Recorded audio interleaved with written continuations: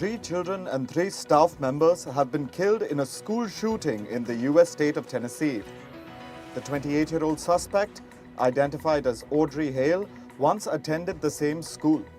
Hale was armed with 3 guns, including a semi-automatic rifle, and was shot dead by the police. The motive behind the shooting is under investigation. There have been 89 school shootings in the U.S. in 2023 alone. U.S. President Joe Biden has called upon Congress to pass a law that bans assault weapons. He called the latest school shooting incident sick and said that the U.S. needs to do more to stop gun violence. U.S. First Lady Jill Biden also condemned the shooting.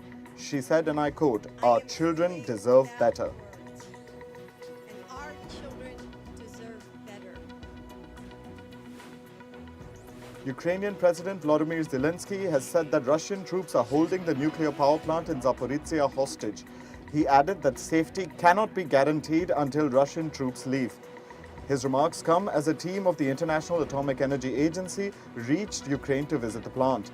This is Europe's largest nuclear power plant. It has been under Russian control since the early weeks of the invasion. Germany has delivered 18 Leopard 2 tanks to Ukraine. The country is preparing to send more tanks. German Chancellor Olaf Scholz made the announcement during his trip to the Netherlands. Germany, Denmark and the Netherlands will finance the tank repairs. Earlier, Scholz had insisted that the US had to deliver Abrams battle tanks to Ukraine if Germany were to send Leopard 2 tanks. NATO troops held evacuation drills on the Romanian coast, close to the Ukrainian border. The naval forces practiced evacuating civilians from coastal areas in the Danube Delta. It is an area that borders Ukraine's Odessa region. Odessa has witnessed a number of missile strikes since Russia launched a full-scale war last year. The drills are a part of the Sea Shield 23 exercise. It involves more than 3,000 troops from NATO countries. The Hungarian parliament has ratified Finland's bid to join NATO.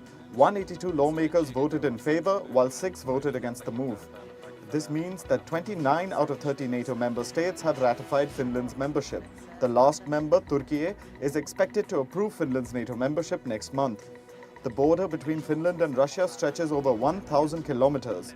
Finland applied for a NATO membership after Russia invaded Ukraine.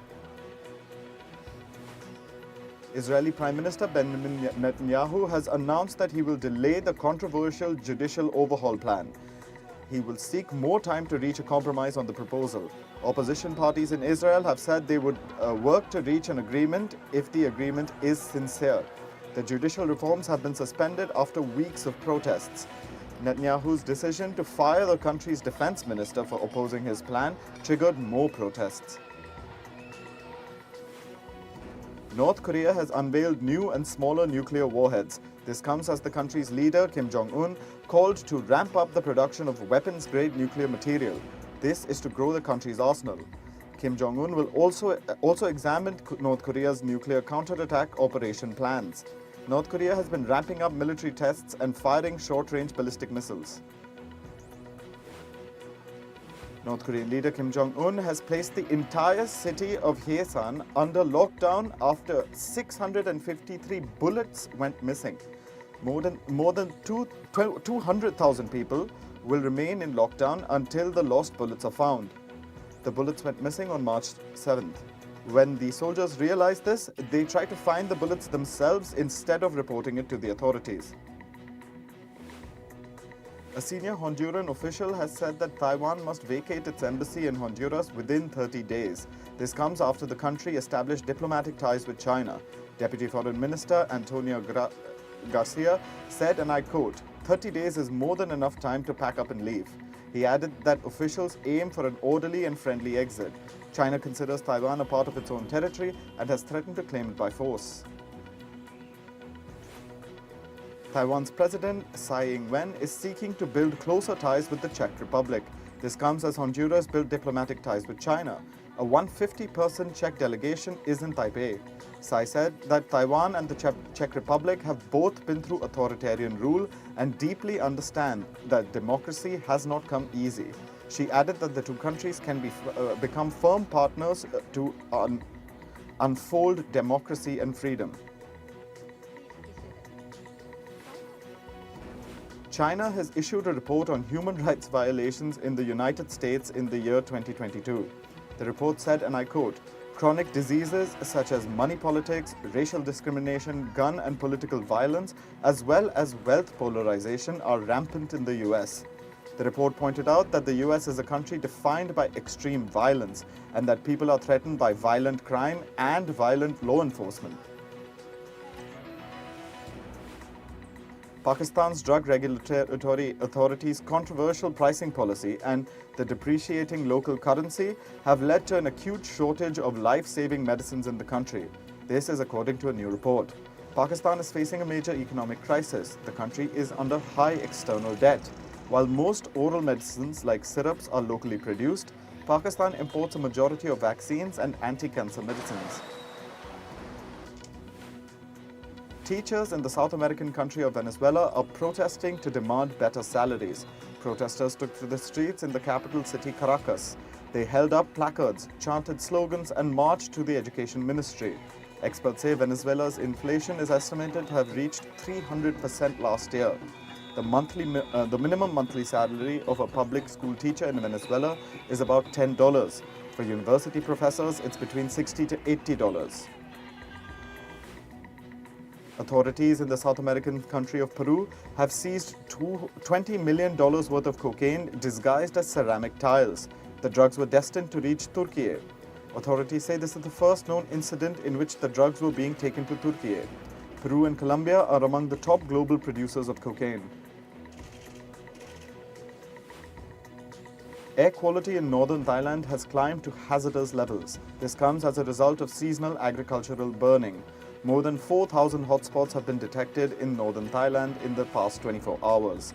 Prime Minister Prayut Chan-o-cha has said that he has mobilized relevant agencies to reduce the pollution's impact on the public. The South American country of Bolivia is facing devastation caused by floods. This was triggered after a river's banks burst following torrential rains. In some cities, residential streets have turned into rivers. Last month, torrential rains and floodwaters displaced more than 5,000 people.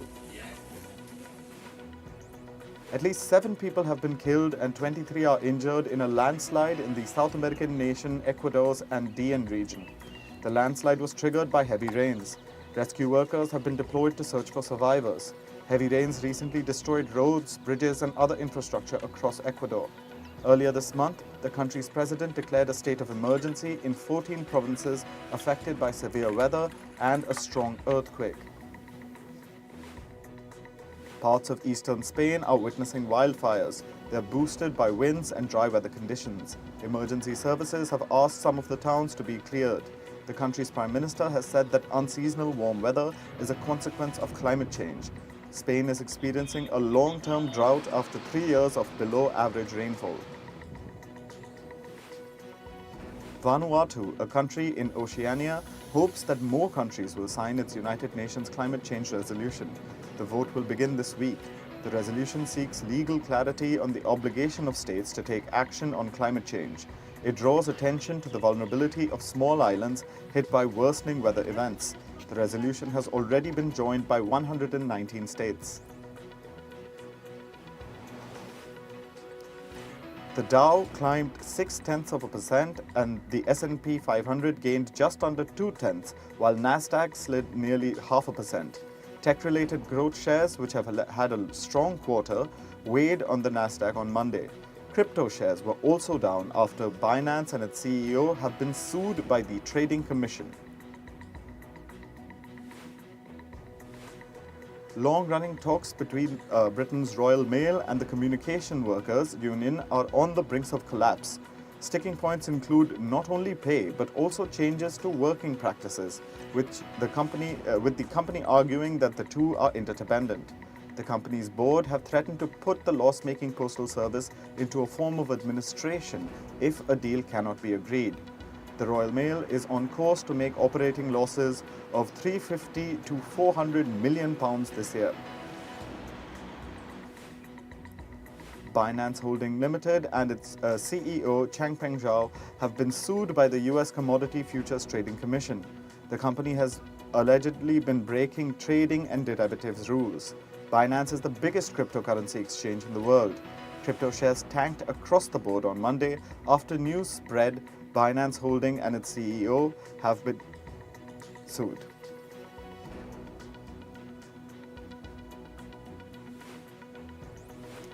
Barclays has said recent allegations against its former chief executive Jes Staley are serious and new. The bank statement comes following US lawsuits that allege Staley had a close relationship with Jeffrey Epstein and alleged involvement in his sex trafficking operation. Staley left the bank in November 2021. British billionaire Richard Branson's cash-strapped Virgin Orbit Holdings will extend an unpaid furlough for most of its employees. This as talks seeking new funding have not materialized till now. Virgin Orbit has been teetering on bankruptcy after a January rocket failure and struggles to raise funds. It had initially furloughed nearly all its 750 employees on March 15th. Disney CEO Bob Iger has said his company will begin laying off staff starting this week. This will be the first of 3 rounds of expected cuts following his announcement in February that the company would axe 7,000 jobs. The cuts to Disney's global workforce are part of a multi-billion-dollar cost-cutting initiative. It's aimed at streamlining the company's operations in a period of media industry turmoil. English football club Chelsea says its collateral damage of the conflict in Ukraine. The club has posted a loss of almost $149 million for the 2021-22 season. It has blamed extraordinary expenses and a loss of revenue after sanctions were imposed on former owner Roman Abramovich. The Russian billionaire put the club up for sale last March following the start of the war in Ukraine. Elon Musk has announced that from April 15th, only verified accounts will be eligible to appear in the For You section of recommendations. According to Musk, this is the only realistic way to address the issue of advanced AI bot swarms taking over. Musk also stated that voting in polls will require verification for the same reason. This move is likely to have a significant impact on the way users interact with the For You section and polls. Japan's lawmakers are planning to compile a proposal next month urging the government to ban social networking services such as TikTok. The proposal to ban the apps comes after allegations that they're being used to spread disinformation. A string of Western governments and institutions have banned TikTok in recent weeks. These include the UK, the Netherlands, Belgium, and New Zealand. In April 2022, Meta decided to allow users in Sri Lanka to solicit drugs on Facebook. This was done to fight an ongoing medical supply crisis, despite the posts violating Facebook policy. The decision relied on a little-known loophole within Meta called the Spirit of the Policy Allowance. Experts are criticizing the lack of transparency around this policy.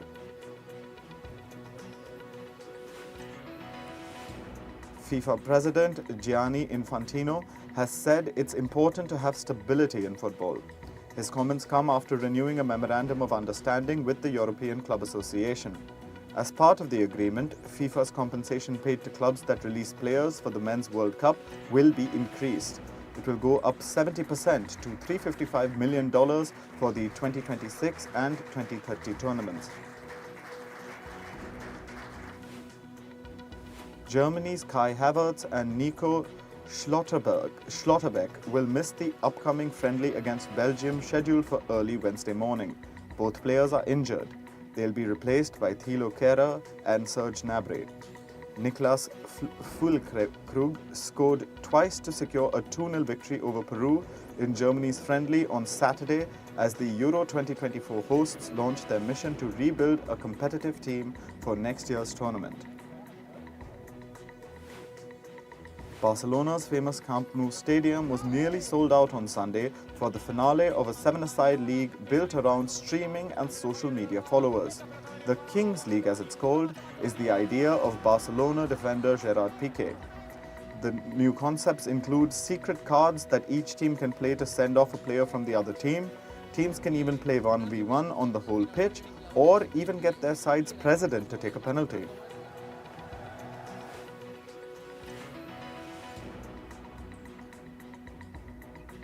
The face of a young Diego Maradona gazes down from a mural in Naples' Miracle Square. The city is gearing up for a celebration it hasn't enjoyed since the Argentine football star was at his peak more than 30 years ago. Their team is cruising towards a third Serie A triumph and prepares for its first ever quarter-final in the Champions League, the elite European club competition.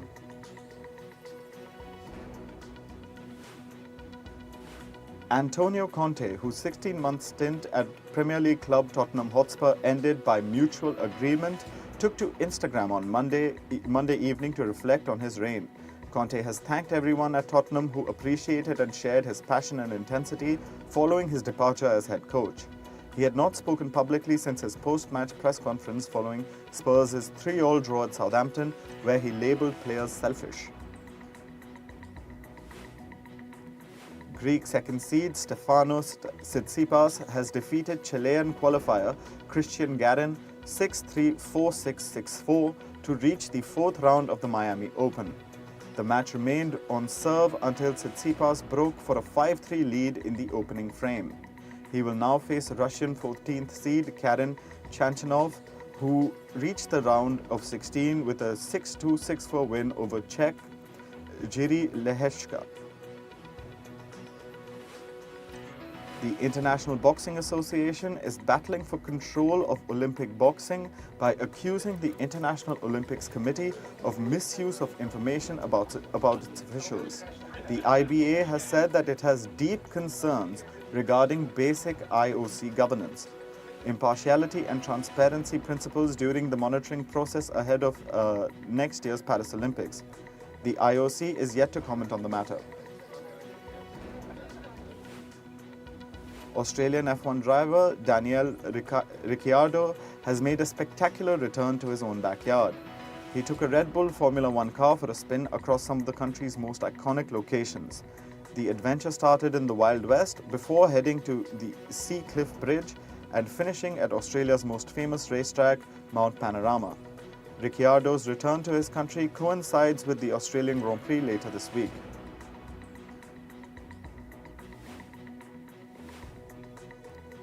Stefano Domenicali has repeated his desire to see practice sessions removed from the Formula One race weekend structure.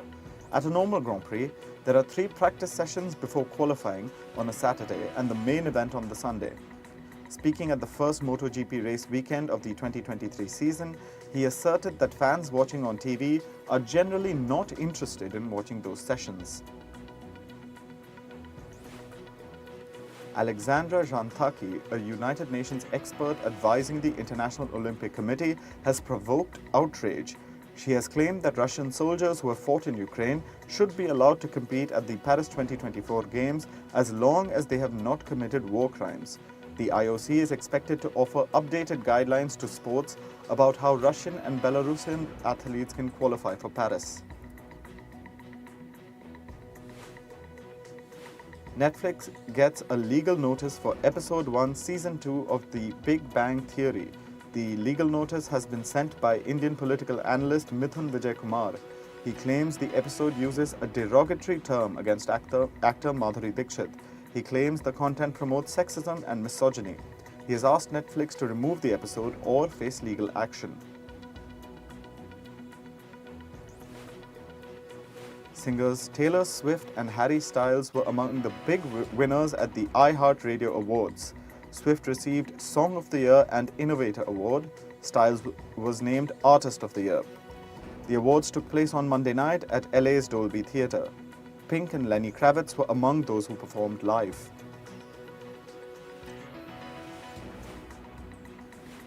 The 80th Venice Film Festival will honor director Liliana Cavani.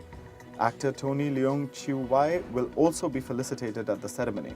The two will receive the Golden Lions for Lifetime Achievement. The festival begins on the 30th of August.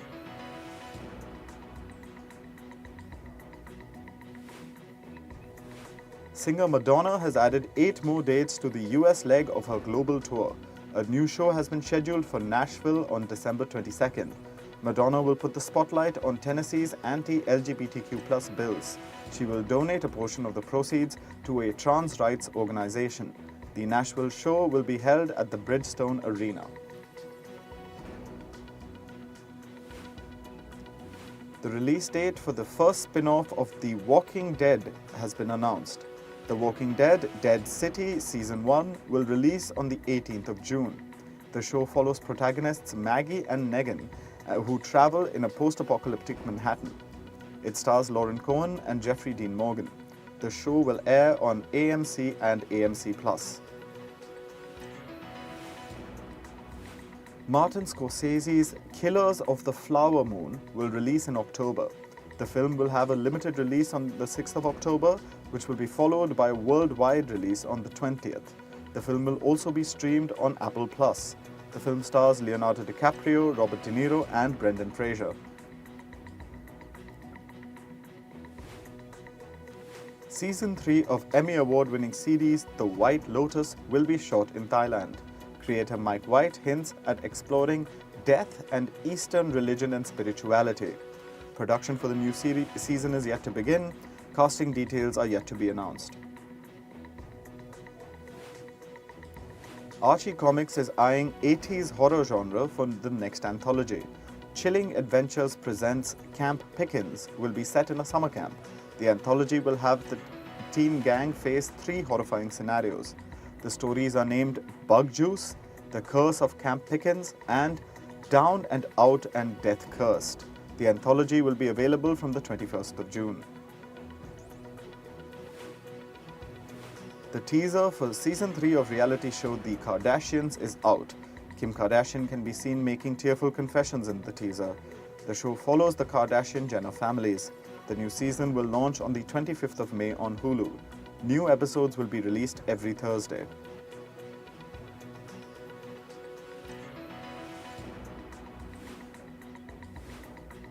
Game show Deal or No Deal is making a comeback in the UK after 7 years. The show last aired in 2016. Television presenter Stephen Mulhern takes over from Noel Edmonds as host. Casting for the show is currently underway.